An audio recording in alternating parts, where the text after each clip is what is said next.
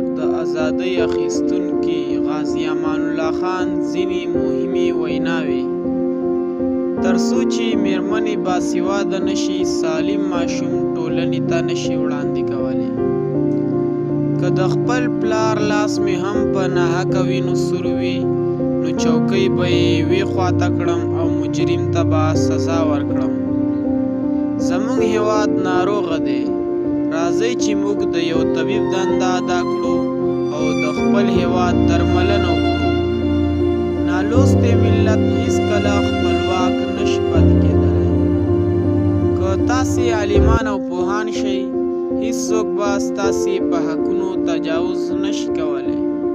خدای پاک هغه چاته خپلواکي ورکړي چې لټونې کوي. ملت د یو ناروغ حیثیت لري او پاچا د یو طبیب. که چیرې د ناروغ درد دوا نه کړي، نو طبیب نه دی. ستروالی په قدرت کې نشته، بلکې د ستاسو په هوښیارۍ او سپېڅلتیا کې دی. قلم په لاس کې واخلئ او تعلیم وکړئ. تر ټولو باشرفه خدمت د خپل هیواد لپاره د عسکرۍ خدمت دی. ما به تر ټولو باعزته زما عسکر باله. همدوی دې هیواد ته خپلواکي وربخلې ده او د دې هیواد رښتیني بچي دي.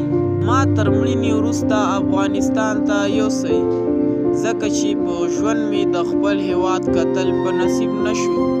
مګر زما تابوت هندوکش، پامیر او بلخ ته ویسئ، ځکه چې دغه درې نومونه به د ټولو نړیوالو پوښتنو ځواب وایي.